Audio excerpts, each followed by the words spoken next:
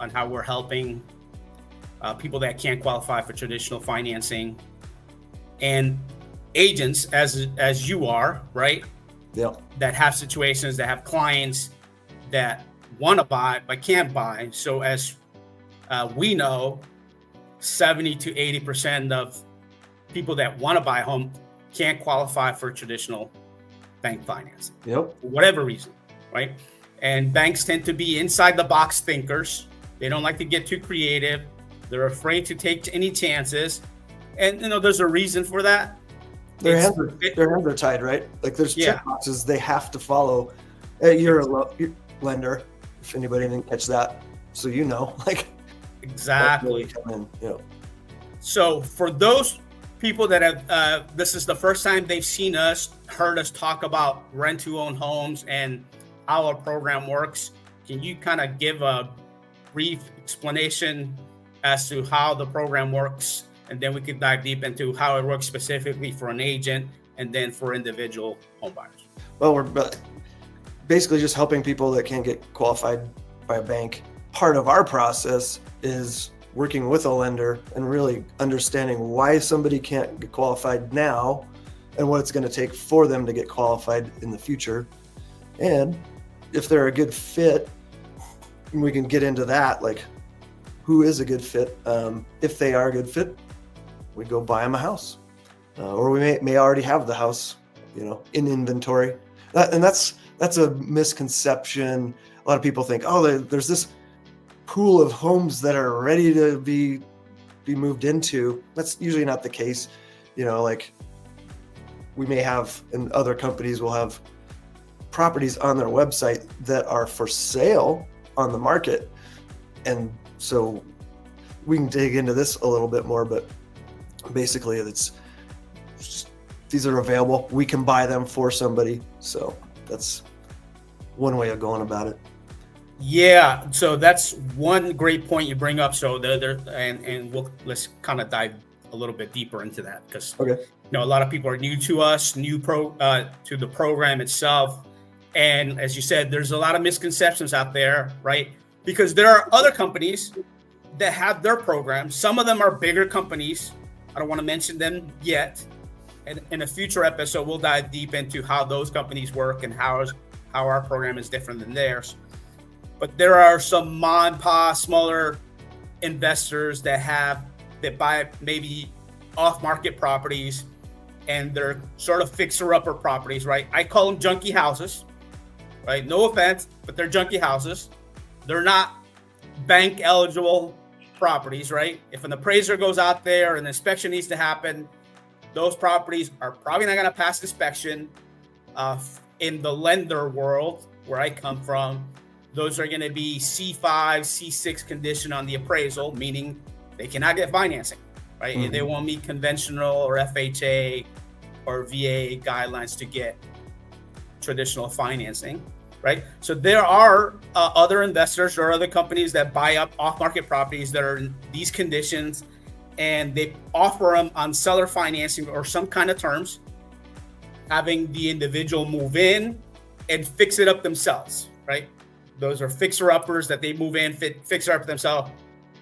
It doesn't have to qualify for financing because the investor or the company that's offering these properties has these properties in inventory, and they are the ones that are doing the financing. So the payments are being made by the person that buys it directly to the owner. In this case, it could be a company or it could be an individual, right? We know a lot of investors that use this method. In certain markets, it tends to work a little bit better because they're lower price point markets. Not to say that it doesn't work, it can't work anywhere else, but in certain markets, very low price points, some mid-tier, lower price tier markets. We know certain markets around the country, based on if you consider what's the average medium price point, certain markets, right? So we know high-end markets or expensive markets, maybe like a LA, San Francisco, Seattle, Denver, Phoenix is getting there, right? So you got some on the East Coast too. DC is a very expensive market. Miami tends to be an expensive market, right? And then there are other markets around the country, Midwest markets, maybe a little bit in the South, where that medium price point is, I see a lot of investors send me deals or properties. I'm on a lot of wholesalers and lists from around the country, and I see properties and I see stuff like 80,000, 100,000, 50,000. I'm like, what? Like, where are houses for 50,000? I see 30,000. I'm like, this is nuts, right? For us, it's nuts because we don't see anything. I mean, right, in your market and where I'm at, we can't find anything. You can't even get a mobile home for that, right? You can't even get a trailer for that, right? So there are markets out there, and this method that some investors use in those markets is, hey, I got a cheapy house. You can make me payments, and people move in and they got to fix them up themselves, right? So the beauty of our program is we don't do junky houses. Our houses are going to be move-in ready, like 99% of the time, right? Why? Because people are picking the house from the MLS, right? So if an agent, you as an agent, you know, if the property is not in retail condition, you're probably not going to list it, right? Because you're going to have problems. Because a retail buyer wants to come in with financing, they want a move-in ready property, right? They don't want to be fixing it up. A retail buyer probably has a job and a family and kids. They want it ready. They want it all rolled in. They want it HGTV ready, as I call it. That they roll it all into the financing. They don't want to be taking their weekend or after work coming in and trying to fix it up and updating the cabinets and the flooring and painting. Not necessarily. No, the majority of people, if they have full-time W-2 jobs, they don't have time for all that. They're not trying to do that, right? That's somebody else, right? That's a handyman or somebody that's more hands-on, and that avatar of buyer is different. Yep. So the beauty of our program is people can actually pick out the house. So we don't carry inventory generally. We do find properties off market and so forth, but generally, no, we don't carry inventory. Say, hey, you get to pick the 3 houses that I got, and then that's it, right? That's not how our programs work.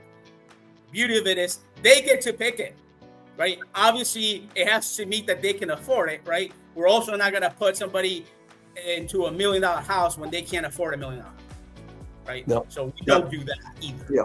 Right. That's why we go. You pick it. Yeah, you pick it within your budget or what your income looks like, what your situation looks like, what your down payment looks like, and so forth. Right. So there is a vetting process to qualify for our program. Yes, there is. So it's not everybody gets a house. This isn't Section 8. This isn't a free house. This isn't a down payment assistance program. Right. This isn't everybody gets a house program. Right. This is an Oprah. Yeah. Right. So. You have to meet some criteria, and you have to have skin in the game too, right? Right. We're underwriting it, you know, like a lender up front, but then we can be more flexible. That's where we're filling that need. Absolutely. But we have limits, like I said. Absolutely. We got to be able to afford Absolutely it. right. Absolutely. So yes. So Yep. you brought up some great points as to we don't carry inventory. You get to pick the house, right? So when somebody picks out the house, and let's say in a year or two, they change their mind, they can't come to us and say, oh, well, you gave me this junky house and there was only these 3 that you had, right? It's like, no, you picked out the house. We didn't pick it out. We weren't intending on living in it. You picked it out. You're the one that agreed with the agent that showed you around and showed you all the houses that were within your budget. You picked it. We didn't. That is an advantage or a benefit and feature, I guess you would say, of our program is you get to pick the house. I mean, it doesn't get any better than that. You're not getting a bunch of junky houses that we're carrying in inventory. So that was one great point that you bring up as far as the rent-to-own program.